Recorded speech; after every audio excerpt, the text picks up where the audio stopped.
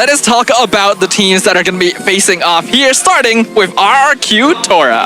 With Rough, SUPERYOSHI, Kim, Gary, as well as DYRENN. An exciting team on paper, but do they have what it takes to jive well together? Bow to the King of Kings, RRQ TORA!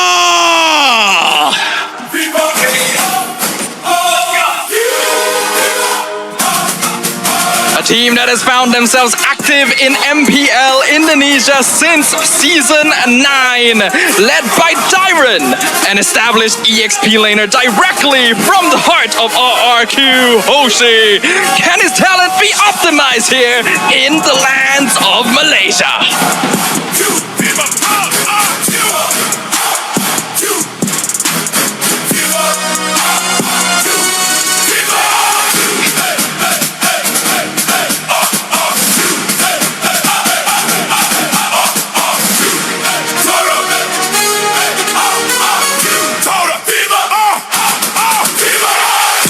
Displace. One doesn't really count because it's a Terrify, so it depends on where you're standing and then you walk away from it. You can't consistently hit Leomord off the steed. And they're by Team Rey to ensure that at least the EXP laners can get involved. Gary was able to steal that crab away from Jesgar. Now going to be the first one to control the turtle. Ivan comes in, takes so much damage. Here's the lightning form from the Sora, forces the flicker out. Siska resetting the turtle at least. DYRENN looking for chance, not able to get that last hit. Flickers forward, gets the shifting skies, but the Feather District finishes him off, and the Phantom Steed comes out as well. Kim gonna need to back this off and abandon the SUPERYOSHI, who's one hit away from death. Jesgar should be able to finish this. No! He gets the tower in time, and now the Feather District is stolen! The bounce back from RRQ. Lead for the jungler right now, and Gary, he knows he doesn't want to be in this position. Team fights can get a little hard. They're just waiting for the ults to come back. Gary going to scout things out. Siska and Ivan on the turtle currently, but SUPERYOSHI is back. Glue is really such an annoying hero to remove, especially without anti-heal. He's already level 4 as well, so there's the risk of being dragged back. DYRENN is here. Ivan engages on Kim, drops him below. Feather District comes out, but the lightning form is in the backline. Martizi in danger. DYRENN finishes him off. Jesgar grabs the glue, and Gary grabs the turtle at the same time. Team Rey dropping low, but they'll at least trade for the Sora. But is it worth it? Ruff picks up his first kill onto the Hilda, and he's even doing more poke damage. Other than Gary.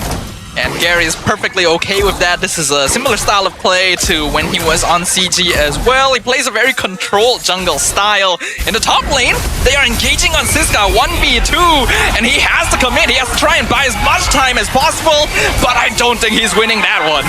Yep. Really good setup from DYRENN, and now the next trade is SUPERYOSHI flickers away. Oh no. It jumps back in on Jesgar for the HP. This is gonna be very awkward. Yep. The poor guy. The poor guy. He has already missed a bit of a window to get an early snowball going, but as long as they don't fall too far behind, they're still okay. Here comes DYRENN. They get the stun. Turtle already at half HP. Siska comes in. Jesgar on the flank as well, but he's instantly zoned out by DYRENN. Feather District can be used. Gary secures the turtle. He's stuck in the pit, but he dashes back out, and Ivan goes down to Rough. The damage from the carry is too much. It's a killing spree for the Suyo. Feathered airstrike. So really, I think that Team Rey, their best setup for a fight has to be around the turtle. I think so as well, but even that is difficult. Ivan in trouble. The shifting sky is doing so much damage, and the Hilda drops. Feather District already whiffing, but Jesgar looking for the kill onto DYRENN. He's dashing out, but the horse should chase him down, finish him off. Is it worth it though? Ruff gonna be able to melt him away, and they're gonna have to abandon Siska as well. It's a mega kill for Gary. Team Rey, not great. Not great for the most part. They didn't want to sacrifice that mid space, and this is what happens. Ooh, do you really want to be there? Ivan gonna get caught by the glue once again. Jumps right on, tries to flicker away, but nope, just pulls you straight back. Killing spree for Rough. Feather District to zone out RRQ TORA, and DYRENN just eats all the damage like it's breakfast. Maybe 800 probably would have fit the build a little bit more because he's 2, 3, and 3, but he's been actually farming up at a pretty decent rate.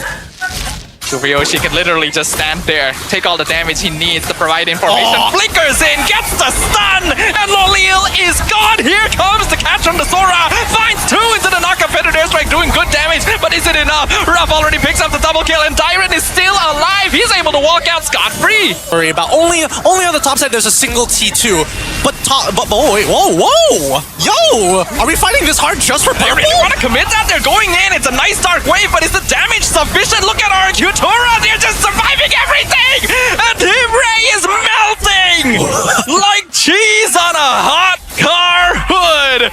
Martizi left by his lonesome, being chased down by Sasuke of all people. It's a monster kill. I can see for Gary. memes. I can see it already. I can imagine it. Clippers out there, you know what to do.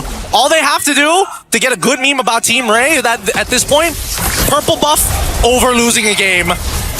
And it looks like they're just going to be pushing straight in right now. DYRENN does drop. Probably a little bit unnecessary, but it's still fine. It's 3v3 situation. Lord has already taken the inhibitor. RRQ TORA does not need to stay any longer. Have a bigger presence than you would think. Yeah.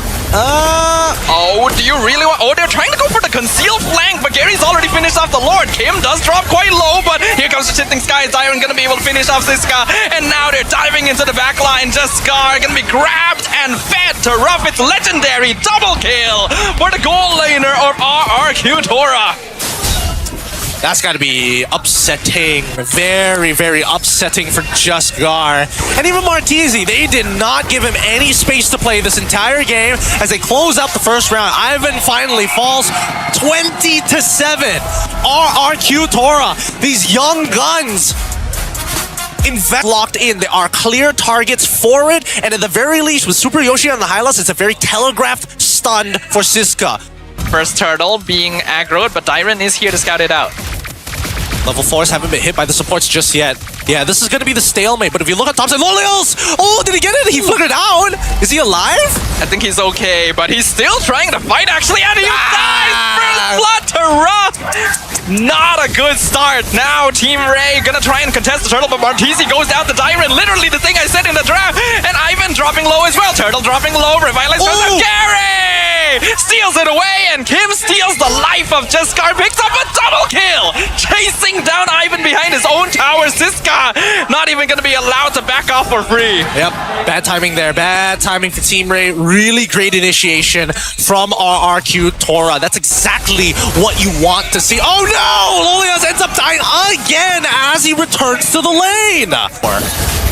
Kim gonna steal away that Electo final blow. We can already see the issues of letting this Sora go again too. Though Kim will get caught in Fraction Pulse. Has to use the Electro Field, but gets caught with the Petrify. Nice dive from Team Rey. They at least find something in exchange. Beautiful chain CC for the side of Team Rey. That's what we need to see. All right. So they've got the mechanics down, but DYRENN has been able to farm pretty heavily while Siska has been away. Losing about half a wave, unfortunate for Siska, but he still needs to recall, which is the scary part. At least he was able to catch the EXP cannon, so he'll still keep up in that regard. Martizi also grabbing a good amount of gold from the mid lane. Gary now caught between a rock and a hard place. Here comes Torrent form, but it's not enough to save the studio. In fact, DYRENN himself is in trouble. Gets picked off by Siska before he can pop the shifting skies. And now SUPERYOSHI trying to sustain, but not long enough. It's a double kill for the Benedetta. Nothing they could do there. And now Siska is back in the game. Previous hero he was playing. Next turtle gonna be focused on. SUPERYOSHI comes in from the flank with the rest of RRQ TORA. Ivan's in the backline. Gary steals it away! Beautiful retry timing, but Team Rey's gonna instantly collapse off on him. Gary goes down. Ivan gonna be traded. So SUPERYOSHI somehow alive? And here comes the shifting skies. Forces the flicker from Lolil, but is not able to finish anyone off. Team Rey is so low. DYRENN goes down. Ruff flickers forward. He's looking for Scar. Can he find at least one? Yes, that's a mega kill for the Granger. Oh my goodness, is Granger gonna have enough? Wait, I'm waiting for the energy. He should have one. All shot. Oh! He gets it! Sniped under the tower! Ruff with the fadeaway kill right there. Full vision over it. DYRENN has to dash away from the traction pulse. Team Rey still taking this slow. Siska's behind. Glorious Pathway cuts the fight in half. They're going for Scar. Gary's still on the Lord. Ivan looking for Ruff. He's chasing him away entirely. But Scar goes down, so Gary gets a free Lord. And now the fight is completely split up. It is chaos in the land of Dawn. Siska abandoned. Double kill for the Sora. And Kim will find a turd in the form of Lolil. Siska in terms of damage output. So make it make sense. Please. Just Gar's supposed to be, everybody just be around that guy, man. He is your cornerstone. Yeah, they really need to know how to group together a little bit more efficiently. Siska goes in with Electro Final Blow, takes a lot of damage in the turret. Oh no! 5 men on the shifting dazzling skies from DYRENN. They find 2 as a result, and the Lord is still pushing down bottom. RRQ TORA are the predator in this game, and they're looking for their prey. DYRENN did not come to Malaysia just to retire. He's here to dominate as he's finding incredible sets so far. How far it's gonna go, let's see. As Team Rey now on the base defense. Mid inhibitor is already gone. Lord will collide bottom, but will get eventually cleared up. They lose the top tower as well. I think Team Rey is gonna lose all of their inhibitors here, and RRQ TORA will be happy with that. That at least, but Jiskar once again being left out to dry a little bit. Martizi's here to help support the poking, but Gary and Ruff are just slowly whittling the Lord down, and Team Rey is just too late. They're trying to engage now. Ivan jumps in, but that's the high-lows. You're not gonna do much to him. We need to go back to the drawing board. Oh, wait. Oh, Kim, that... Oh. Piece of damage, support, and bodies to make this work. Gary, so far, very happy with the way that he's been farming overall, but now it's about position. Lord gonna be reset here. Oh, they catch 2 in the backline. Lolil has to use Mount Shocker just to get away. A nice stun from Jiskar. Ivan once again looking for Ruff. Wind of Nature keeps him alive, and he executes Siska point blank. Legendary double kill for the Granger. Kim jumps in. He will sacrifice his life. Maybe a bit unnecessary, but it's fine because it sets up time for Ruff to be doing his damage. He's chasing down Lolil now. Yisun Shin, it does do DPS, so you have to be somewhat careful there. A little bit messy, but Ruff finally picks up the kill onto Fredrin. Lolil tries to go back to the base to defend against minion wave. It's gonna be the 2 marksmen against 4 members of RRQ TORA. Lolil blows up in an instant. It's a double kill, and the crystal is completely exposed. The kingdom secures their first foothold into the battlefield of MPL Malaysia.